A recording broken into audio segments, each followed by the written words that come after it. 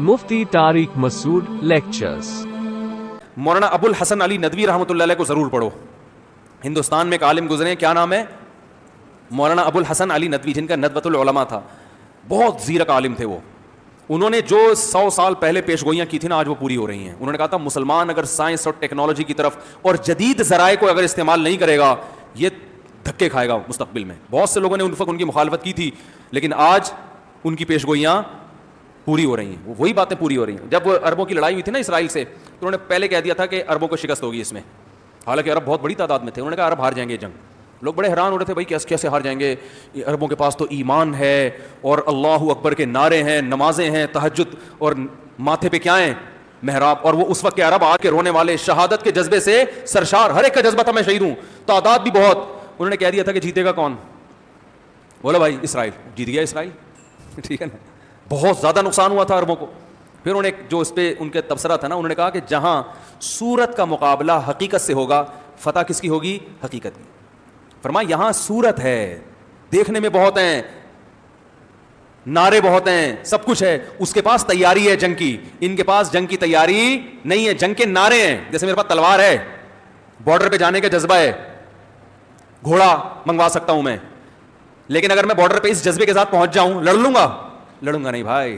یہ باتیں میں تبھی میں نے جب یہ کہہ رہا تھا نا تلوار لے کے دل چاہ رہا ہے کہ میں بارڈر پہ جاؤں, تو اس وقت میں نے فوراً ایک جملہ کہا تھا کہ باتیں کرنے پر گورنمنٹ کی طرف سے کوئی پابندی نہیں ہے. یہ میں نے اس لیے کہا تھا کہ جاؤں گا نہیں, میں جانے کا جب موڈ ہوگا تو پھر پہلے آرمی جوائن کروں گا, 1 سال کی ٹریننگ لوں گا, بم چلانا سیکھوں گا, توپیں چلانا سیکھوں گا, ٹھیک ہے نا, وہ جو پوری ٹریننگ دیتے ہیں وہ سیکھوں گا. اس کے بعد جا کے بولوں گا کہ بھائی میری بارڈر پہ تشکیل کرو. تو اور آپ بھی ایسی حماقت نہ کریں. اردو کے ڈرامے دیکھ کے لوگ گھوڑے ووڑے نا, ایک آدمی کو دکھایا, لوگ پتہ نہیں کیا کیا مزاحیہ چیزیں بناتے ہیں, گدھے پہ بیٹھا ہوا ہے, 2 طرف تلواریں لے کے نا. انہوں نے بتایا ڈرامے کا اثر ہے. تو انہوں نے پہلے کہہ دیا تھا کہ فتح کس کو ہوگی؟ اسرائیل.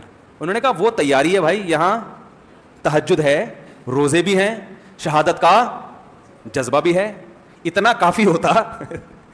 تو اعدوا لهم ما استطعتم من قوة, جو قرآن نے کہا کہ دشمن کے خلاف قوت اکٹھی کرو. اور پھر ہم تو ہر چیز میں تعویل کرتے ہیں نا. قرآن میں اللہ نے کیا کہا ہے, ایمان والو جنگ لڑنے میں نا دشمن کے خلاف کیا بناؤ, اپنے آپ کو پاورفل کرو. تو ہو سکتا ہے کوئی جاہل صوفی اٹھ کے اس آیت کی تشریح کرتا کہ یہاں قوت سے ایمانی قوت مراد ہے, دشمن کے خلاف ایمان مضبوط کرو. تو اللہ نے آگے فوراً کہہ دیا وَمِن رِبَاطِ الْخَيْلِ, استبل بناؤ گھوڑوں کے, صحیح ہے نا. اور حدیث میں آپ نے تشریح کر دی, فرمایا الا ان القوۃ الرمی, یاد رکھو یہاں قوت سے مراد تیر اندازی ہے, تیر اندازی, تیر چلانا سیکھو. تو صحابہ نے اس آیت کا یہی مطلب لکھا, تیر چلانا سیکھا صحابہ نے, نشانے درست کیے. اور آپ صلی اللہ علیہ وسلم نے صحابہ کو ایسی ترغیب دی, فرمایا جس نے تیر چلانا سیکھا اور بھول گیا وہ ہم میں سے نہیں ہے. نہیں آ رہی بات, جیسے قرآن حفظ کر کے بھولنے پر کہتے ہیں نا وعیدیں, ایسے ہی جو اسلحہ چلانا سیکھا اور بھول گیا, آپ نے فرمایا وہ ہم میں سے, بولو بھائی نہیں ہے. اتنا بڑا جرم کیا بھائی تم نے, تمہارا ڈیفنس کیسے ہوگا اگر تیر چلانا بھول گئے. ہم ہوتے ہیں, ہم کہتے ہیں یا رسول اللہ میں تو تہجد پڑھتا ہوں, میں تو اتنا رو کے دعائیں مانگتا ہوں, فتح میرا مقدر ہے. اللہ کے نبی فرمائیں گے تو تیر چلانا آتا ہے؟ نہیں آتا نا, تو اللہ کے نبی ہمیں لڑنے کی اجازت نہیں دیں گے. بولیں گے قرآن میں اللہ کہہ رہا ہے ان کے خلاف قوت. لوگ بدر کا واقعہ بیان کرتے ہیں, اس میں کہاں قوت تھی؟ وہ معجزہ تھا, معجزوں پر حکم کا مدار نہیں ہوتا. وہ تو اتفاقی لڑائی تھی جو اللہ نے کروا دی. دیکھو معجزے تو یہ بھی ہوئے ہیں کہ نبی نے پانی میں ہاتھ ڈالا اور پانی ابلنا شروع ہو گیا. اب آپ کہو کہ بھی نارتھ کراچی میں پانی نہیں آ رہا ہے, بھائی مفتی صاحب آپ ٹینکی میں ہاتھ ڈالیں, جیسے نبی کا معجزہ ہوا, ہو سکتا ہے آپ کی کرامت ہو جائے. مفتی صاحب اگر عقل مند ہوں گے بولیں گے بھائی جاؤ کے ایم سی والوں سے لڑو, دھرنے دو, ٹینکر جو ہے نا ٹینکر مافیا کو ختم کرو, کنویں کھودو, یہ سارے کام کرو, پھر بھی نہیں آئے تو ہو سکتا ہے میں ٹینکر میں ہاتھ ڈالوں, شاید اللہ نکال دے پانی. میرے گھر میں تو ابھی تک نکلا ہے نہیں, ٹھیک ہے نا. تو معجزے کوئی اصول تھوڑی ہوتے ہیں, معجزے تو اللہ کی مدد ہوتی ہے, وہ اللہ کا کام ہے. اللہ کہے کہ تم اپنا کام پورا کرو, پھر جو میرا ہوگا کبھی کبھار میں آسمان سے فرشتے بھی اتار دوں گا. اور ہوتے ہیں آج بھی مجاہدین کی مددیں ہوتی ہیں, فرشتے بھی اترتے ہیں, گھوڑے بھی اترتے ہیں, سب کچھ ہوتا ہے, اپنا کام پورا. تو اب مولانا ابو الحسن ندوی بڑے خاندانی عالم تھے, انہوں نے کہہ دیا تھا عربوں میں تقویٰ ہے, تہجد ہے, شہادت کا جذبہ ہے. اسرائیل کے پاس شہادت کا جذبہ بھی نہیں ہے, تقویٰ بھی نہیں ہے, تہجد بھی نہیں ہے, مگر تیاری جنگ کی پوری ہے. اسے پتہ ہے کہاں کہاں سے حملہ ہو سکتا ہے. کہا کہ وہاں حقیقت ہے, یہاں صورت ہے. دیکھنے میں نظر آ رہا ہے بہت زبردست جذبے, تقریریں, یہ تقویٰ بلکہ یہ تقوی کا حصہ ہے. آپ کہہ سکتے ہو اللہ نے تو متقی کی مدد کا وعدہ کیا ہے.